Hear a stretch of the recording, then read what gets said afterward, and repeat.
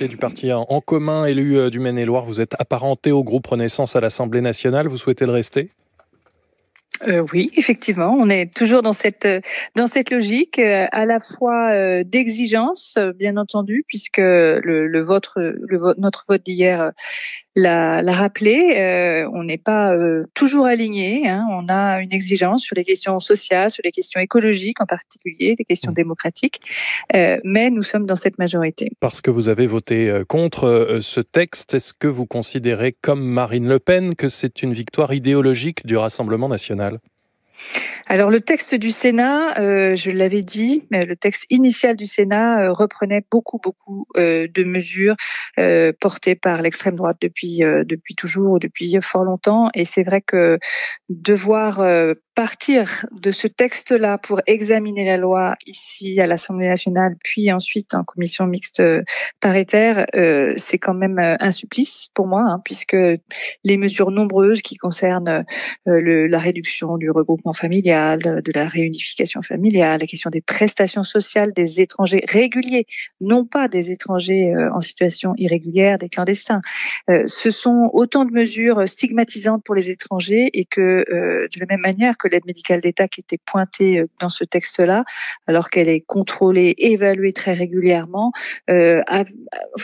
toutes ces mesures portaient un seul message qui était de lier les étrangers au danger, à un danger permanent, alors que la réalité, bien entendu, de notre vie est tout autre. Et je pense que oui, ils ont marqué des points malheureusement, mais la responsabilité, moi j'en veux beaucoup à la gauche, hein, qui a porté cette motion de rejet dans un moment très compliqué de majorité relative, avec l'extrême droite qui est prête à tous les stratagèmes, et puis les républicains qui savent plus franchement où ils habitent de mon point de vue.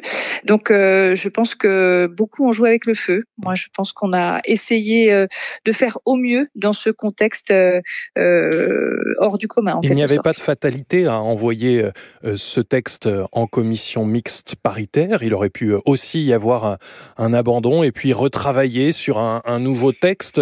Vous écriviez encore hier, ce texte, c'est banaliser les théories de l'extrême droite. C'est regrettable que ce texte ait été envoyé en commission mixte paritaire et qu'en ressorte la version votée hier.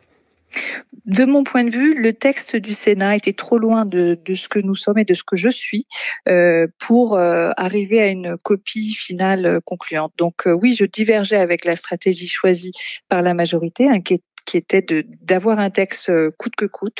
J'aurais préféré qu'on y retravaille, quand bien même c'était compliqué aussi, puisque le sujet est toujours inflammable, que des élections européennes qui vont instrumentaliser l'extrême droite ne va pas manquer de le faire, cette thématique de l'immigration. Donc voilà, il n'y avait pas de bonne décision après le rejet du texte sans examen à l'Assemblée nationale, malheureusement. Elisabeth Borne, comme Gérald Darmanin hier, considère que certains points du texte sont inconstitutionnels. À quoi bon le faire voter par les députés ?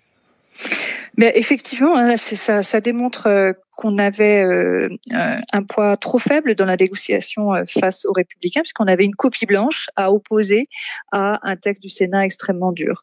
Donc l'idée était pipée quelque part. Donc je pense que tout le monde, personne n'a démérité, que ce soit la Première ministre ou les collègues qui nous représentaient. Mais c'est vrai que le point final, moi j'ai toujours bataillé et je bataillerai toujours contre ces idées extrémistes qui visent seulement à faire des étrangers des boucs émissaires à tous nos maux.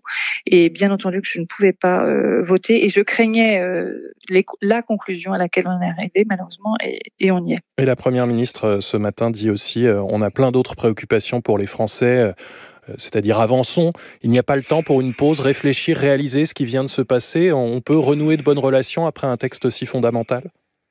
Alors, je pense que on va forcément se poser et prendre un peu de temps, mais je partage aussi, et j'ai toujours dit que ce texte immigration, à la fois, ce n'est pas l'alpha et l'oméga de la politique qu'on conduit depuis 6 ans, hein, qu'on a fait beaucoup sur le travail, sur l'éducation actuellement.